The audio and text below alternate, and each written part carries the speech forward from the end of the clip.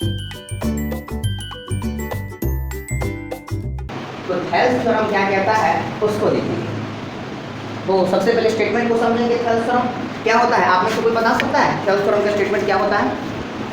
If a line is drawn parallel to a side of a triangle then it intersects the rest two sides in the same proportion. According to a statement, this is a triangle. Let's name the triangle A, B और ये C, ठीक है। तो given condition क्या होना चाहिए? According to statement this is a triangle और एक लाइन है जो कि इसके साइड BC के पैरेलल है, ठीक है ना। साइड BC के पैरेलल एक लाइन L है जो कि इसको P पर और यहाँ पर Q पर इंटरसेक्ट करता है, ठीक है ना। तो सुनो, इंटरसेक्ट करता है, ये हमारा गिवन कंडीशन है और हमको प्रूफ क्या करना है कि this much divided by this much is equal to this much divided by this much, यही ना। तो देखो गिवन कंडीशन क्या है, ABC is a triangle, ABC is a triangle, a line L is drawn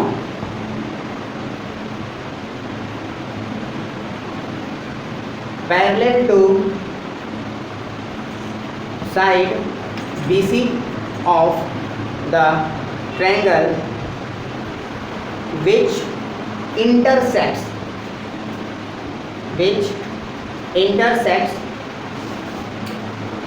AB at B and AC at Q. Okay? Okay? Yes sir. To prove, क्या prove करना है बाबू?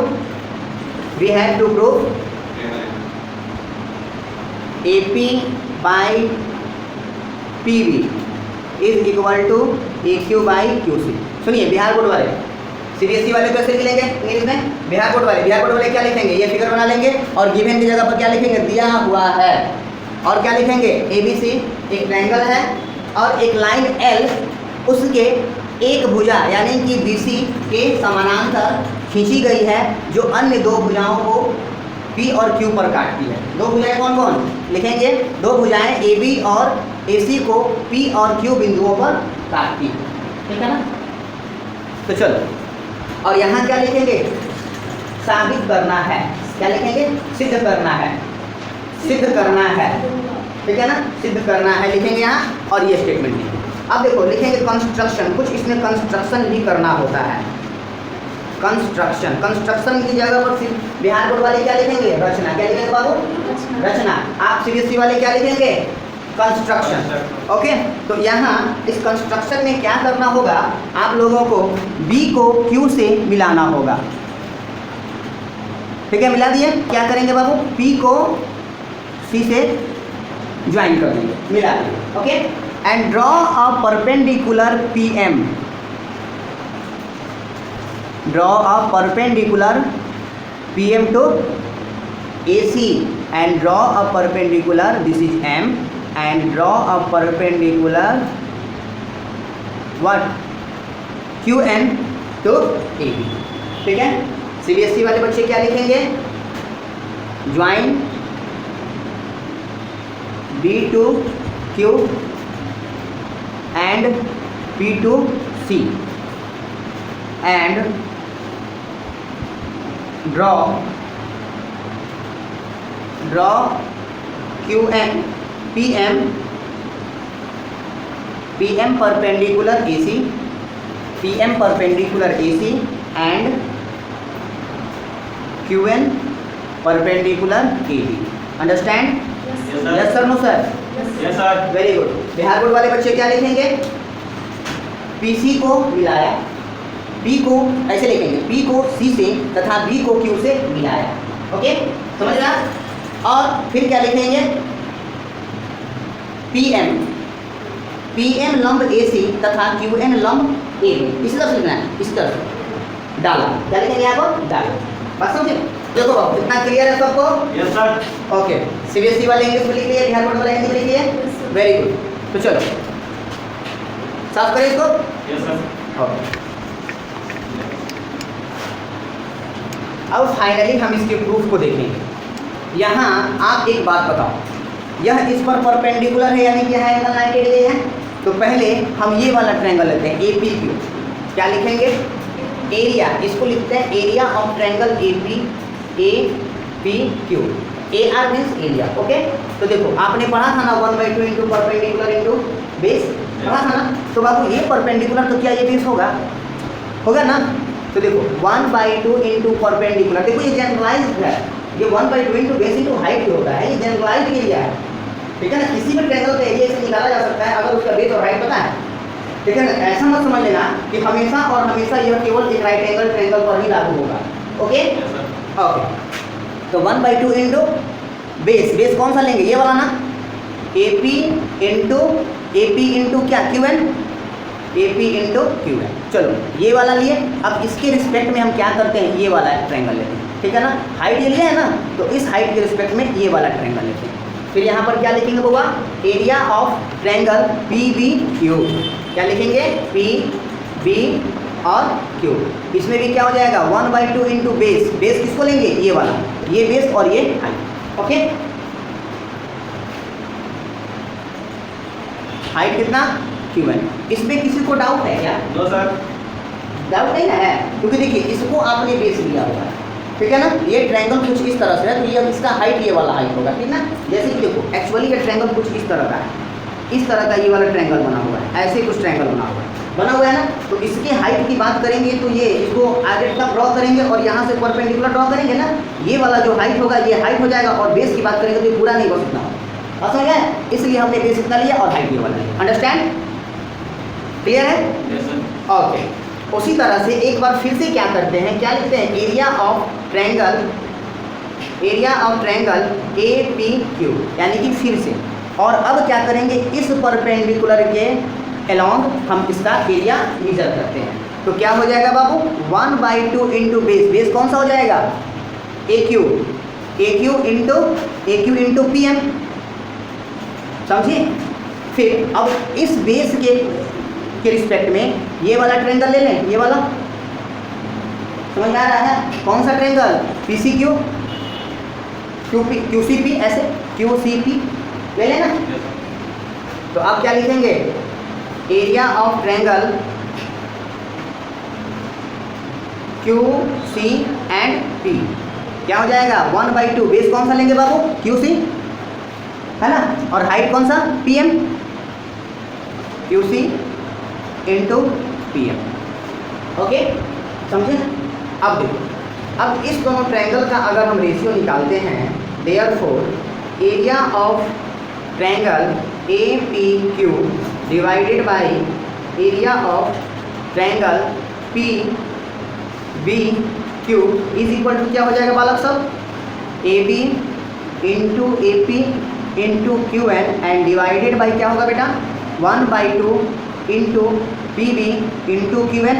आप देखो QN से QN कैंसिल होगा और ये AB से ये AB हाफ से हाफ जाएगा ना।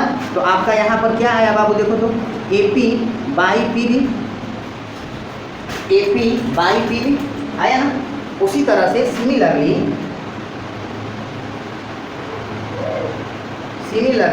आप क्या करोगे? एरिया ऑफ ट्रायंगल, अब ये दोनों ले लो, क्या लिखोगे? APQ divided by area of triangle QCP is equal to 1/2 into AQ into PM divided by 1/2 into QC into PM। आप देखो ये गया और ये गया, क्या आया होगा यहाँ पर?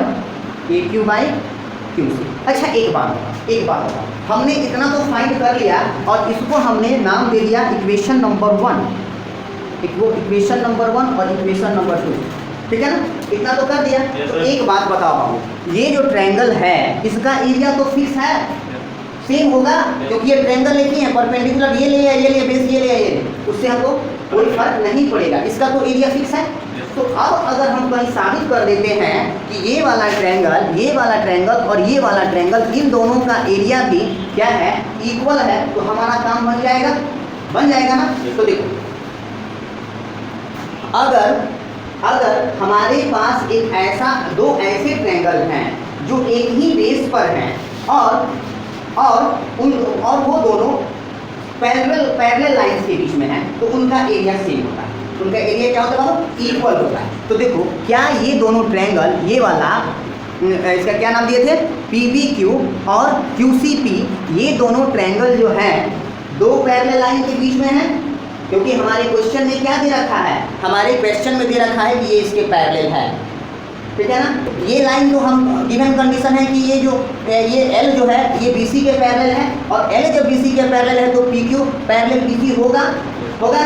तो अगर हम बेस ले लेते हैं बाबू P, यानी कि इस बेस पर ये हमारा कॉमन बेस है, और इस बेस पर ये दोनों ट्रायंगल है या नहीं है ना। तो देखो सेम बेस यानी कि सेम बेस PQ पर दो ट्रायंगल बना हुआ है, और PQ और BC दोनों पैरेलल लाइन है, यानी कि दोनों का दोनों ट्रायंगल पैरेलल लाइन के बीच में है। तो क्या यहाँ पर PBQ और QCP का एरिया सेम होगा? तो यहाँ से हम साफ कर सकते हैं। चलो तो देखो बालकों और बालिकाओं, हमने क्या बताया अभी बाबू? हमने क्या बताया? हमने बताया कि दो ट्रायंगल अगर किसी पैरेलल लाइन के बीच में है और सेम बेस पर ओरिएंटेड हैं, तो उनका जो एरिया होगा वो इक्वल होगा, ठीक है ना। बिहार बोर्ड वाले सुने कि अगर दो त्रिभुज किसी समानांतर रेखाओं के बीच में है और एक ही बेस पर स्थित है, तो उनका क्षेत्रफल जो होगा वो बराबर होगा, ठीक है ना। तो चलो, तो उस तरह से हमने क्या देखा? हमने देखा एरिया ऑफ क्या? PBQ, area of triangle PBQ is equal to area of triangle QCP, दोनों एरिया इक्वल है। और सुनो, ये जो ट्रायंगल है, तो क्या इसको इक्वेशन नंबर 3 हम मान सकते हैं? इस वाले लंब के आधार पर आप इसका एक क्षेत्रफल निकालिए, तो सेम होगा या नहीं होगा? सेम होगा ना। और यहाँ पर आपने क्या देखा कि ये दोनों ट्रायंगल का एरिया भी समान है, यानी कि इतना, यानी कि ये ट्रायंगल का एरिया बटा इस ट्रायंगल का जो एरिया करेंगे तो उतना ही आएगा जितना कि इस ट्रायंगल का एरिया और इस ट्रायंगल के एरिया आएगा, ठीक है ना। आएगा, समझ आ रहा है ना। तो हम क्या लिख सकते हैं? फ्रॉम इक्वेशंस लिखिए, इक्वेशंस 1, 2 एंड 3। इक्वेशन 1, 2 और 3 से हमने क्या देखा बाबू? आप लोगों को समझ नहीं आया क्या? मतलब देखिए, इन दोनों एरिया का रेशियो अगर हम निकालें या फिर इन दोनों के एरिया का रेशियो निकालें, हमको क्या पता चला? ये वाला एरिया और ये वाला एरिया सेम होगा, यानी कि